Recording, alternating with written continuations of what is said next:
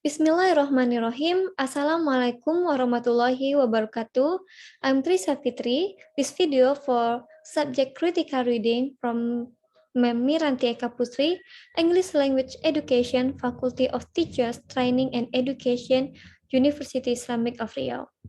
And then first, I will introduce myself.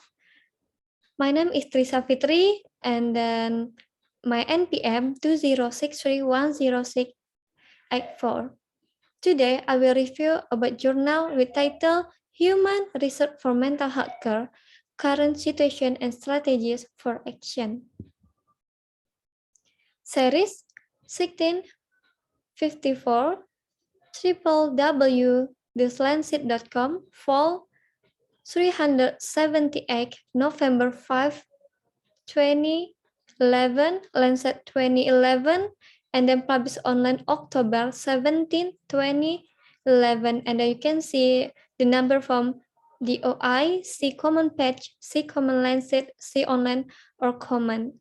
And then the DOI from this journal. So first part from introduction.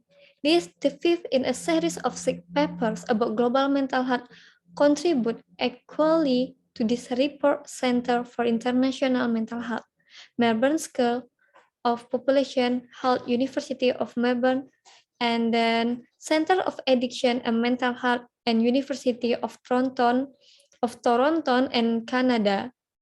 London School of Hygiene and Tropical Medicine, London in UK, and Department of Human Research for Health, and then Health and Substance Abuse World Health Organization, and then Switzerland Ministry of Health and Family Welfare, Government of India, and University of California at Berkeley School of Public Health in USA.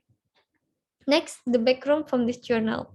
A challenge faced by many countries is to provide adequate human research for delivery of essential mental health interventions.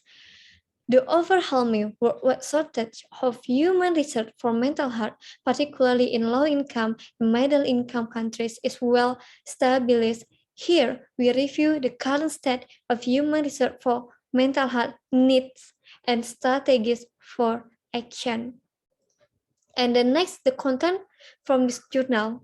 At present, human research for mental health in countries of low and middle income show a serious shortfall that is likely to grow unless effective steps are taken.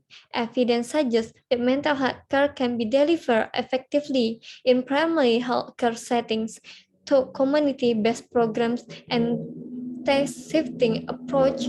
Non-specialist health professionals like workers, affected individuals, and caregivers with prior training and appropriate supervision by mental health specialists are able to dictate, diagnose, treat, and monitor individuals with mental disorders and reduce caregiver burden. Next, the content from this journal will also discuss scale up cost human research management and leadership for mental health, particularly within the context of low-income and middle-income countries. Introduction. At the heart of each and every health system, the workforce is central to advancing health. The World Mental Health Report 2006 focused global attention on the shortage of health workers. Many countries of low and middle income face a health workforce crisis, and the scarcity of human research and training is similarly overwhelming for mental health. 2. Until 5 practical guidelines to assess policymakers, health planners, and educators to address shortfall and human research for mental health are available. 6. Until 8 efforts are increasing to focus on this issue, and evidence from countries of low and middle income is emerging that will have many complications for policy and human research for mental health. The mental health workforce described in this report include 3 groups of individuals. Number one, about the first is composed of specialist workers such as psychiatrists, neurologists, psychiatric nurse, and then psychologists, mental health social workers, and occupational therapists. The second group is formed of non-specialist health workers such as a doctor, nurse, and allied health workers, affected individuals, and caregivers. And then in the third group, other professionals are included such as teachers and community level workers. Next, about research methods, and that includes studies that assess the effectiveness of mental health care interventions delivered by specialists and non-specialist workers for detection, treatment, and prevention of mental disorders, and training on workforce capacity. Studies eligible for our report includes randomized controlled trials and non-randomized trials, such as controlled clinical trials, and then for detection of mental disorder, cross-sectional studies in which diagnosis made by non-specialist health workers were compared directly with those made by specialists were also eligible for inclusion. Studies taking place in area of conflict were include no language restriction were met. Finally, we developed brief case sample from three countries, Sri Lanka, India, and Indonesia, to show how shortages in human research for mental health are being addressed in this setting. Next, what the message from this journal? Human research for mental health include in most countries of low and middle income and are likely to worsen unless substantial investment are made and effective strategies are implemented. And the number one, mental health care can be delivered effectively in primary care settings through community-based programs and test-shifting approach that engage and support skilled non-specialist health professionals like workers, effective individuals, and caregivers in mental health service delivery. The second, mental health specialists should and will continue to have essential roles in delivery of service in training, supervision, and mentoring of non-specialist workers. And the last, the specific composition of the mental health workforce should be affected to vary across countries according to differing population needs, mental health service delivery system, and research. Next, about the result of this journal. To gain an historical perspective on mental health care in India, mental health experts then senior were interviewed by one of us.